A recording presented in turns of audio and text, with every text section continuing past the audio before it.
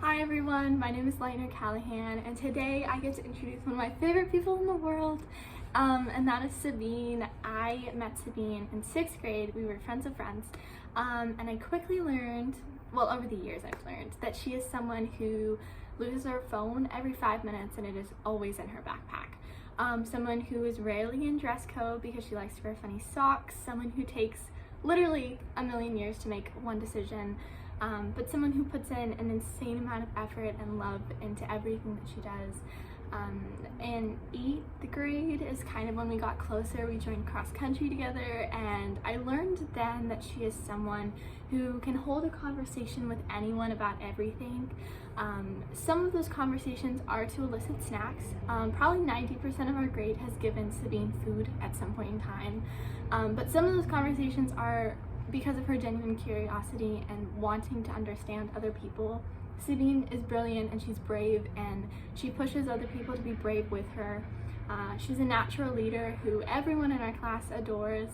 I am so lucky to have been a part of her life for the past several years, and I'm grateful to continue to be a part of her life and to get to watch her grow.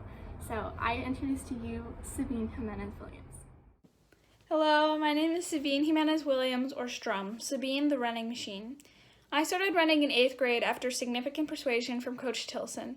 The next year, when I entered high school, after only one season of half-hearted races, I found myself as the youngest member of the varsity cross-country team. A little background on how cross-country works. The varsity team is made up of 10 runners who all practice together, but only the top 7 runners actually run in the varsity division of races, while the bottom 3 runners run in the JV division of races. Soon people caught on that I was the fast freshman. They adopted a nickname for me, Sabine the Running Machine, condensed into the acronym STRUM. People thought I was a great runner, and I considered myself to be a great runner too. I saw older runners winning races and getting athletic scholarships for college, and decided I was going to do that too. I poured all my energy into workouts, pushing to get as fast as possible, hoping to one day run as one of the top 7. That year, my definition of being a great runner was running with people older than me. I was inexperienced, but holding on. The next year, I decided I wanted to run only in varsity races, but that was difficult. Our team was in a higher division, and the other girls were fast. I ended up running in more JV races than varsity ones, perpetually stuck in the 8th spot. Fast for JV, but not fast enough to weasel my way onto a varsity race spot. And even though I was improving, running faster and longer than I had the previous year, I was uncomfortable with my nickname Strum. I wasn't a running machine. I couldn't even make it onto a varsity race spot. I was pretty upset about this, and I thought about it all the time. I was really guilty over acting like a great runner who I really wasn't.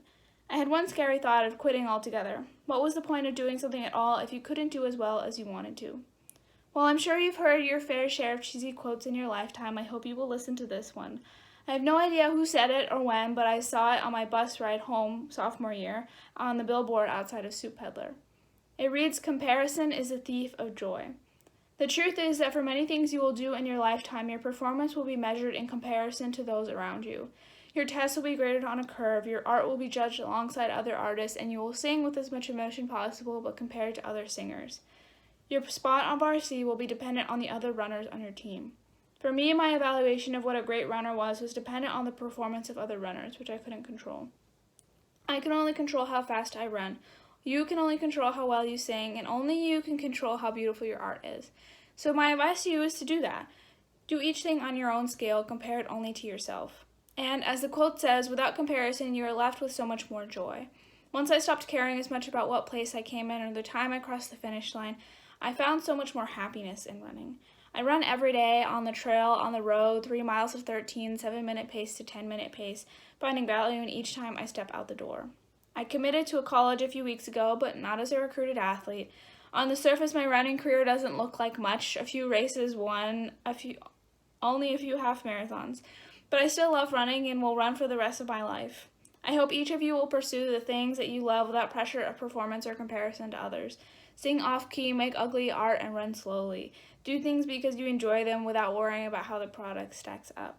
And maybe you will become great, a world-class singer or artist, a great runner, but I encourage you to find greatness in yourself beyond how you stack up against others. Find greatness in consistency and in the joy you find in doing the things that you love.